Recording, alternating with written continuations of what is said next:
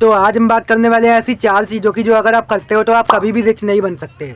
और as an Indian man आप rich आखिर कैसे बन सकते हो। तो जो नंबर 1 पे आता है वो होता है शो ऑफ।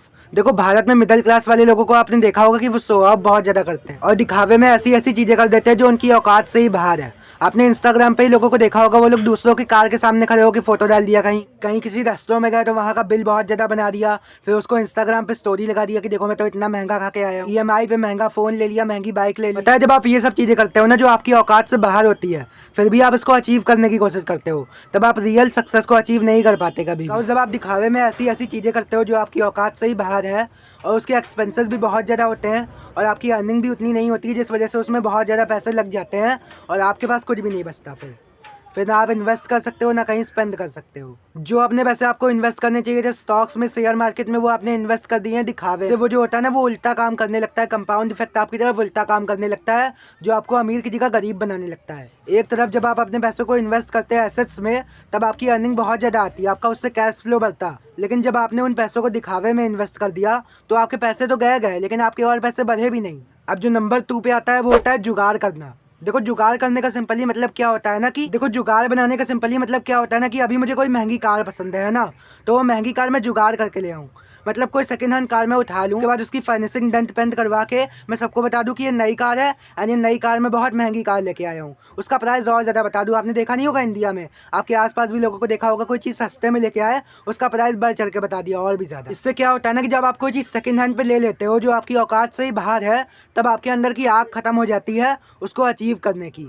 मतलब अब आपके अंदर आग नहीं रहेगी, वो जो आपको चाहिए था वो तो अचीव हो गया ना, तो आग भी खत्म हो गई। अगर वो नहीं मिलता आपको एक टाइम पे तो हाँ आपके अंदर मोटिवेशन होता, आपके अंदर आग होती कि हाँ मुझे अचीव करना है। देखो पॉर्न में भी तो बिल्कुल ऐसा ही होता है। पॉर्न भी जब आप देखते हो तो जो पॉर्न में आपको सेक्स दिखता है वो आपको उससे तो मिल गया ना, आपके अंदर की सेक्सुअल वाली इच्छा खत्म हो गई। उसके बाद आपको रियल में लड़कियां ढूंढने का मन नहीं करेगा, बिकॉज पॉर्न में ही पूरा हो गया ना सबको। आपके अंदर जो मोटिवेशन है, जो आग है, वो तभी आएगी जब आप किसी चीज का जुगाड़ नहीं लगाओगे एंड उसको अचीव करने के लिए मेहनत करोगे। अब जो नंबर 3 पे आता है नॉट टेकिंग एक्शंस। आपने कई सारे लोगों को इंडिया में नोटिस किया होगा कि वो बहाने तो बहुत मारते रहते हैं, बोलते बहुत रहते हैं, लेकिन एक्शन कभी भी नहीं लेते। मतलब हाँ कोई चीज बोल दिया कि मैं ये करने वाला हूँ, ये काम शुरू करने वाला हूँ, लेकिन वो करते नहीं कभी उससे। बिकॉज यहाँ पे ना लोग रिस्क नहीं लेना चाहते, इसीलिए तो आपके रिश्तेदार आपको बोलते हैं कि सरकारी नौकरी कर लो। बिकॉज सरकारी नौकरी में क्या होता है, सरकारी नौकरी में आपकी जिंदगी भर की सिक्योरिटी हो जाती है। आपको एक तो जिंदा रहने के बाद भी पैसा मिलेगा, मरने के बाद भी आपको पेंशन मिलती रहेगी, जिंदगी भर की सिक्योरिटी हो गई, आपके परिवार की भी सिक्योरिटी हो गई। और आपके घर वाले भी इसमें अच्छे ही सोचते हैं, कोई बुरा नहीं सोचते। आपके घर वाले भी सोचते हैं कि हाँ आप जिंदगी भर सिक्योर रहो, सरकारी नौकरी बहुत ज़्यादा सिक्योर होती है, आपको कोई प्रॉब्लम ना हो, कोई रिस्क ना लेना पड़े। उनका माइंडसेट ऐसा है, लेकिन आपको पता है कि आपके लिए क्या सही होता है। हाँ पता उनको भी है, वो लगता है कि आपके लिए सही है, लेकिन उनको उसके बारे में उतना पता नहीं है, फाइनेंसेस के बारे में। इसलिए आपके घर वाले जो आपके बारे में सोचते हैं वो भी सही है। अब जो नंबर 4 पे आता है वो होता है आलस। देखो गीता में भी आपने पढ़ा होगा कि जो व्यक्ति आलसी होता है ना उसको कभी भी कुछ भी नहीं मिलता है। और अभी आपने देखा होगा, अभी नोटिस किया होगा ना, अभी सर्द आई हुई थी, ठंडी चली हुई थी, तब कोई भी पूरा रोज सर्द में नहा नहीं रहा होगा। दिन भर सब लोग रजाई में घुसे हुए थे सर्द में, वो भी इंडिया में। हाँ बाहर के लोगों को आपने देखा होगा, वो लोग तो सर्दी में यार वो लोग कोल्ड शावर ले लेते हैं, बर्फ में नहा लेते हैं, आइस बात कर लेते हैं।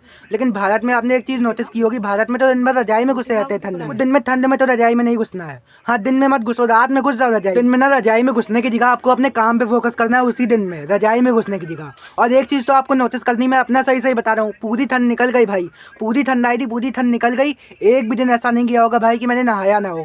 पूरी ठंड मैंने पार कर दी नहाते हुए, वो भी ठंडे पानी से। और यही चीज मैं आपको भी करवाना चाहता हूँ, यही चीज आपको करनी है, तभी आपके अंदर का जो आलस है ना वो जाएगा।